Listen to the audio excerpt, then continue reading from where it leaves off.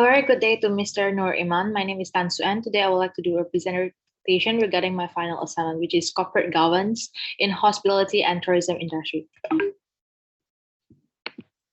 First of all, I have the chapter one, which is the outcome of corporate governance on credit grading in the hospitality and tourism industry.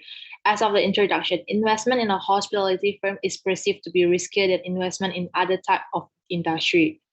Therefore, a better credit score for the company bonds is guaranteed through this. And then as of David 2005, corporate governance refer to the organization system and technique that allocate. Also, will cause decreased default probability and better credit score ranking. As of the element that apply and use in this corporate governance is corporation board length, the composition of a company board of director, institutional shareholder, management ownership, and information asymmetry. And the relationship between the corporate governance and the credit grading is as of company credit score reflects a rating company opinion of the general credit worthiness. Also, with the aid of investigating a company's coin flow and capability to repay the phenomenon, and conceive of an analysis of a business enterprise, possession structure, stakeholder right, monetary transparency, and board of structure. Move forward to the chapter two, which is corporate governance in the hospitality and tourism industry. So basically, it's a business venture that has go through a lot of changes back in the 90s and in the current 21st century years, whereby the accommodation sector is the principal consolidation in the industry. Yet now in a sophisticated world, accommodation can be found easily with a different types and then different price range, different service, and different facility. As of LARCA 2011, government regulation that will appear to strengthen government structure, such as executive pay and proxy access. And as of the effect monitoring toward the corporate governance, we can say it's like a size of the board clashes the standard of corporate governance, or to establish an outstandingly huge board for higher level business is compatible with business need a greater monitoring. And the bonding between corporate governance and management board is through management compensation, which can be set off substitute, which is monitored by the board of director. Also, the organization that need a substantial phase of observing show structure their CEO pay with a better package and remuneration. And the complexity of business model is a model that firm prosperity and success that have been developed. According to Alves and Barbot 2007, the subdividing of business toward rudimental and compound is similar. Looking forward to the chapter 3, it's a corporate governance approach on how to manage hospitality and tourism industry. So basically, it's a multiple negotiation that have been going on between two principal models of corporate governance, which is the shareholder and the stakeholders. And then the negotiation are held to pin out a conclusion, either it should give advantage to the shareholder while boosting their attentiveness, or to focus on the stakeholder advantage as of K 2010, and also to perform a huge position in managing a very successful business. Diversity in the board of director is as follow. A numerous member of the board are mainly the shareholder, so that they can actually benefit themselves through this, so they can live a good life and they can have a better future. Like everything is guaranteed.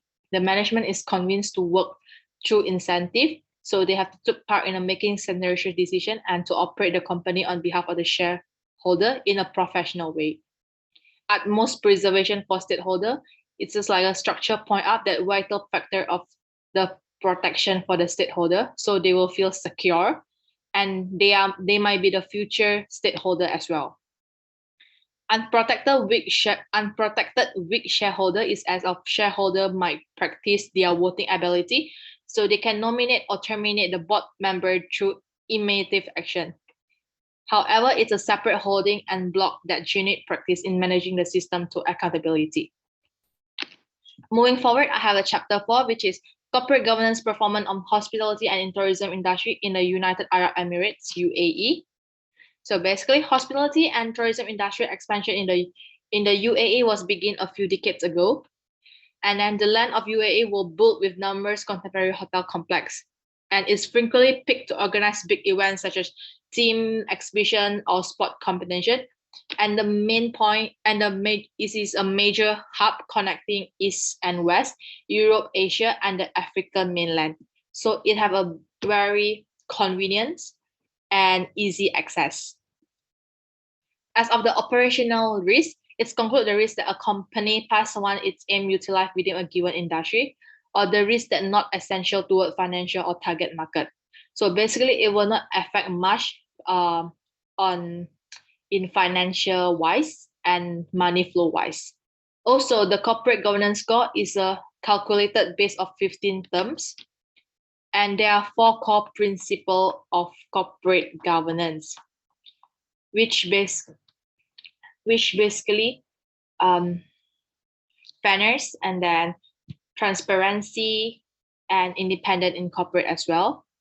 And then the most forward is the rate change, which is the difference in the price of an asset of or safety.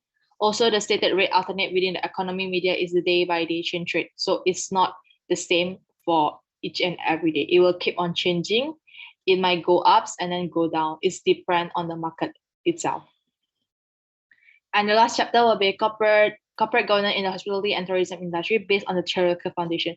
So it's actually distinguished with the separation of ownership managed by Burr and Mintz 1932.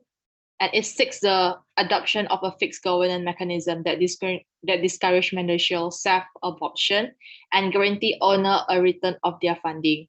Also, educational literature in corporate governance in inventive in the finance and management authority. We can see from the screen there's like the growth of theoretical framework, which is basically a compatible business literature and company theory contribute to the guidance of corporate governance. However, it is insufficient to declare all features of corporate governance matter, as is a internationalism and technology development that influence managerial circumstances, and how sufficient leading theoretical framework may explain present business challenge and reality as of post-2020. And the expansion of what related themes are diversity in the hospitality and tourism industry, cost and interpersonal connection. So basically, is in average diversity management research, there's a focal point on gender diversity. So mainly they are focusing on hiring male employee compared to females, and mostly are locals compared to expert. The improvement of corporate governance they can bring advantage for topic development and improvement. Also considered as the principal sector in the world that play an essential and significant role in the economic stability. Especially we can see through during the pandemic where all the economy and sector have been hit badly by the COVID-19.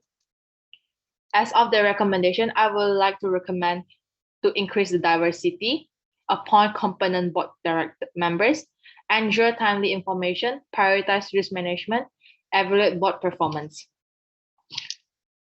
And the conclusion, corporate governance bring a good advantage to the organization and is concerned about the balance between economy and social goal, also between individual and communal goal. Besides, it has a positive connection with the economy development and good corporate performance.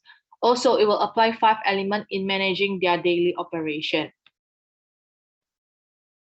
which is, through this study, it's believed that produce a good corporate governance will ensure a better access to external finance, the capital cost, improve company performance, build and strengthen the stakeholder trust on the company. That's all from me. Thank you.